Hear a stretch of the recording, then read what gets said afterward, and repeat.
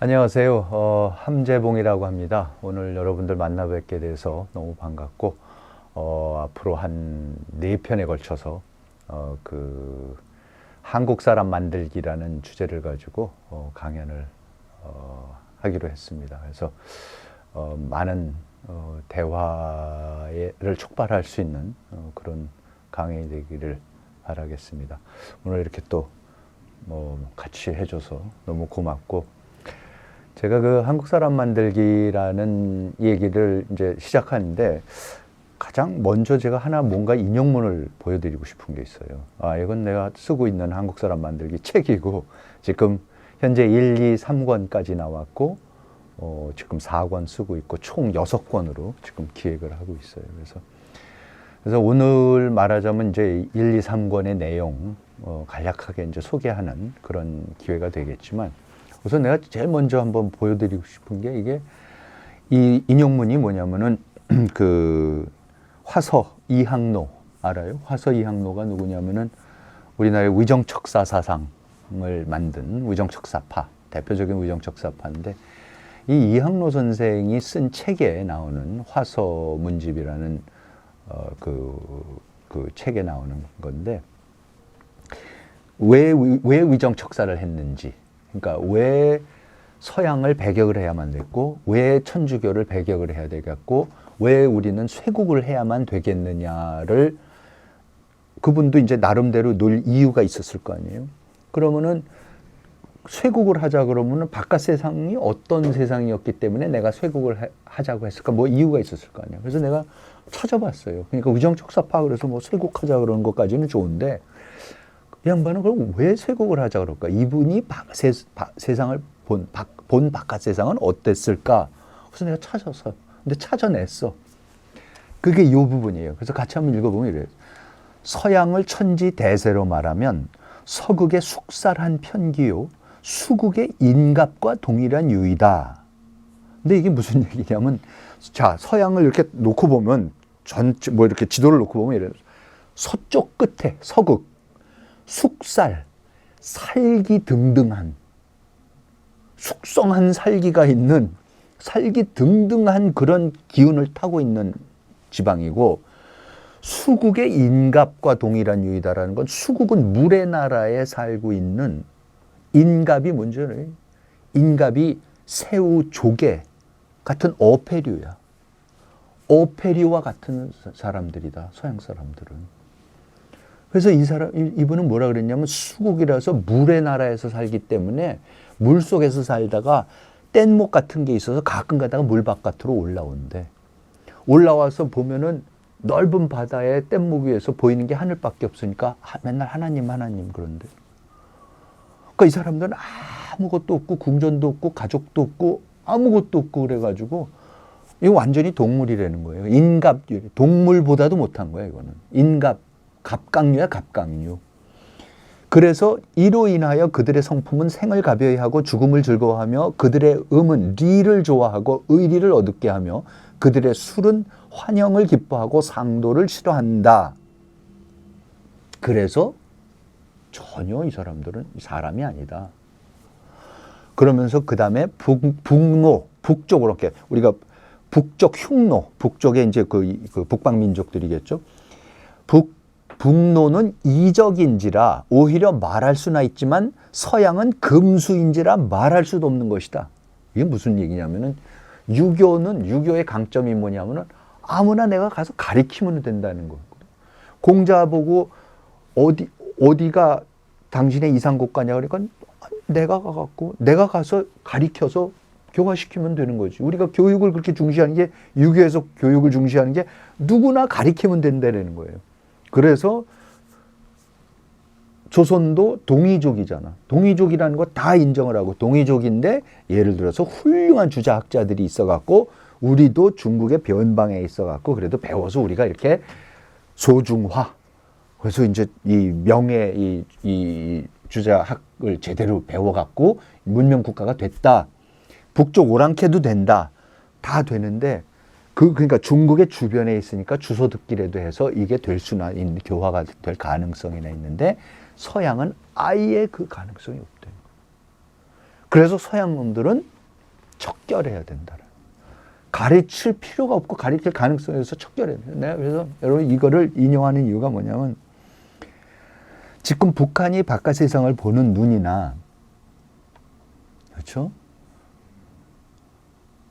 남한에서 좌파들이 미국이나 일본을 보는 눈이나 시각이나 거기에 대한 편견이나 한국의 우파든 좌파든 일본 같은 데에 갖고 있는 대한 편견, 뭐예요? 친일하면 어쩌고 저쩌고 하고 뭐 이런 이거에 넘어가는 일본이면 무조건 미워해야 되고 등등의 이런 사고방식, 너무나 흔한 한국인의 사고방식을 보고 있으면은 그래요? 화서 이항로가 생각했던 서양 사람을 수국의 인갑이라고 봤던 세계관과 과연 우리는 바깥 세상을 더 잘 아느냐?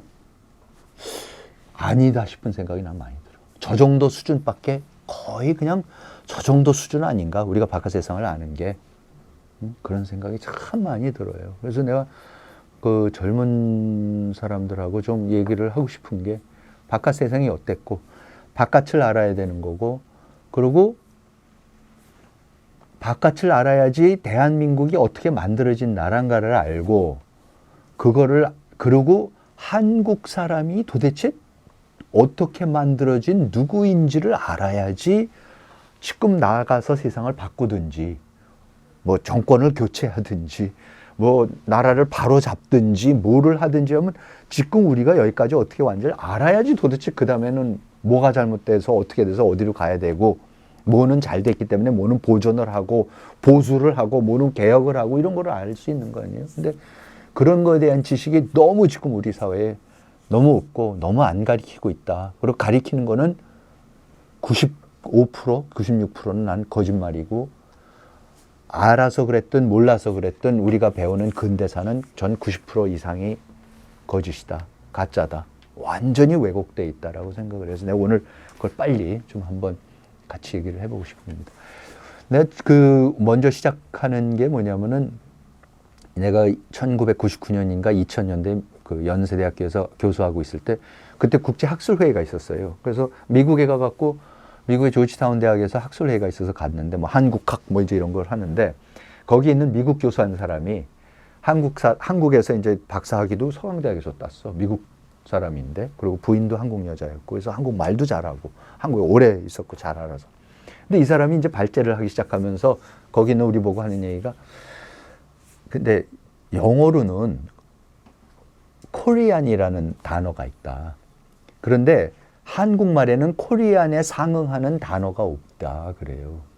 그래서 아니 그게 갑자기 무슨 소리냐 그랬더니 영어로는 봐라. 영어로는 코리안 그러면 남한에 살면 사우스 코리안, 북한에 살면 노스 코리안, 미국에 살면 코리안 아메리칸, 일본에 살면 코리안 자파니즈, 뭐 코리안 차이니즈 이러잖아. 근데 너희 한국말로는 남한에 살면 한국 사람, 북한에 살면 조선 사람, 중국에 살면 조선족, 중앙아시아 살면 고려인, 미국에 살면 재미교포, 일본에 살면 제일교포. 그런데 재미교포하고 제일교포는 주어도 없다. 왜냐하면 재미교포는 그냥 미국 건너가서 사는 사람이지 누가 미국에 건너갔다는 말도 없어요. 재미화교, 그럼 미국에 건너가서 사는 중국계. 제일화교, 그럼 일본에 건너가서 사는 중국계라는 거 알잖아. 근데 재미교포는 그냥 건너가서 사는 사람이야. 그러면서 주어도 없어. 그러면서 아니 이 사람들이 왜 다 같은 사람이니? 자기 자신을 호칭하는 단어 자체가 다른데 왜 이게 자꾸 같은 사람이라고 너희들 그러냐는 거예요. 그래서 내가 정말 그러네. 이거 진짜 놀라운 사실이네. 내가 그때 새삼스럽게 이제 깜짝 놀랐어. 그러고 나서는 그 다음에 그래서 내가 와갖고 그래? 그럼 한국 사람이란 말은 우리가 언제부터 썼을까? 그래서 한국 사람을 언제부터 했는지 이제 뭐 인터넷부터 들어가서 이제 제가 찾기 시작했어. 제일 오래된 우선 신문들을 다 찾아보기 시작해.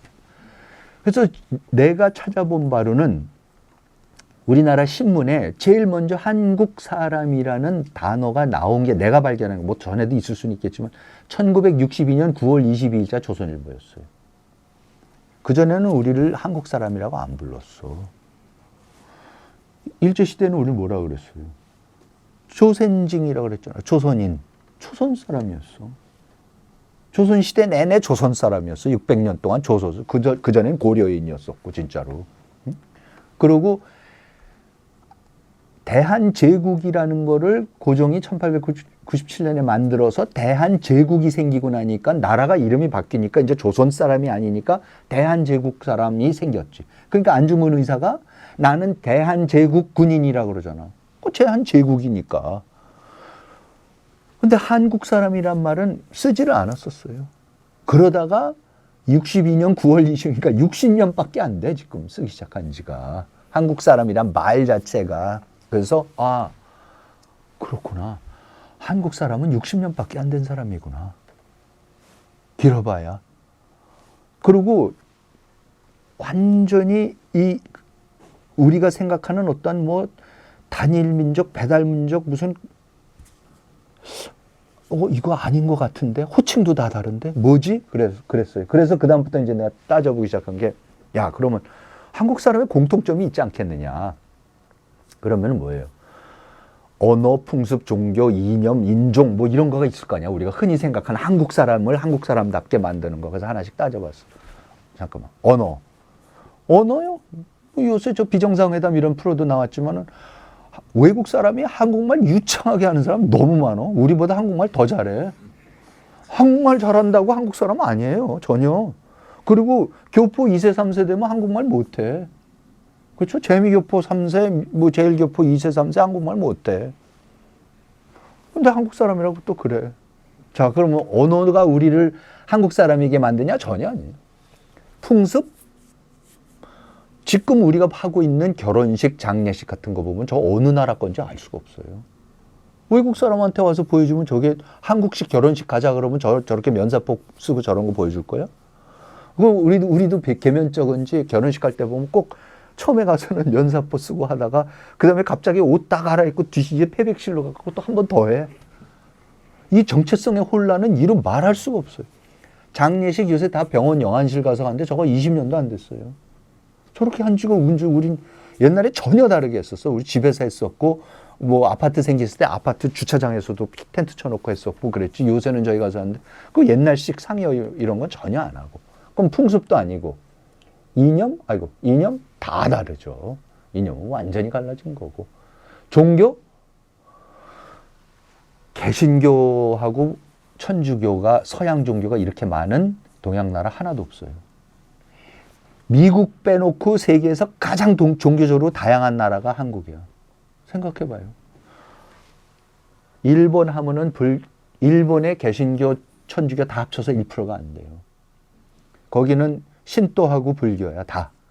인도네시아 가면 이슬람, 말레이시아 가면 이슬람, 태국 가면 불교, 월남 가면 불교, 무슨 뭐 파키스탄 가면 이슬람, 인도 가면 힌두교, 프랑스 가면 천주교, 영국 가면 성공회, 스웨덴 가면은 루터교 다 정해져 있어요. 근데 도대체 어떻게 우리는 20%가 개신교고 20%가 불교고 뭐 천주교가 10%고 뭐가 있고 원불교, 놀라운 일이고, 동양 나라에 이렇게 서양 종교가 많은 나라가 아무 데도 없어요. 스페인이 유일하게, 거기는 400년 동안 필리핀이 유일하게 스페인의 그 식민지를 400년을 해서 그런 거고, 천주교인 거고. 자, 그럼 인종? 1985년에 귀화성 씨가 275개였었는데, 그러니까 이 성씨가 275개였는데, 그 중에 귀화성 씨가 136개였었어요. 그거 알아요? 근데 그러니까 귀화성 씨라는 게 뭐냐면, 족보를 따져봤을 때, 우리 시조가 136개 성씨가 중국이나 다른 데서 왔다고 돼 있어. 족보상으로 아예. 이미 1982년. 근데 우리가 2006년부터 다문화주의 정책을 해서 그다음부터 외국의 이민들을 받기 시작해서 2015년에 현재 5,582개의 성씨가 있고 그 성씨들은 전부 다 귀화할 때 4,074개는 한자 없는 성씨야. 왜? 내가 무함메드 이러면은 파키스탄에서 이민을 오면은 이슬람마바드 그러면 되는 거 아니야. 무함마드 쓰면 되지. 한자로 할 게 뭐가 있어. 강릉함씨 무슨 전주이씨 할 일이 없는 거야 이제. 그럼 저렇게 성씨를 해요. 그럼 인종이 같으냐 우리가?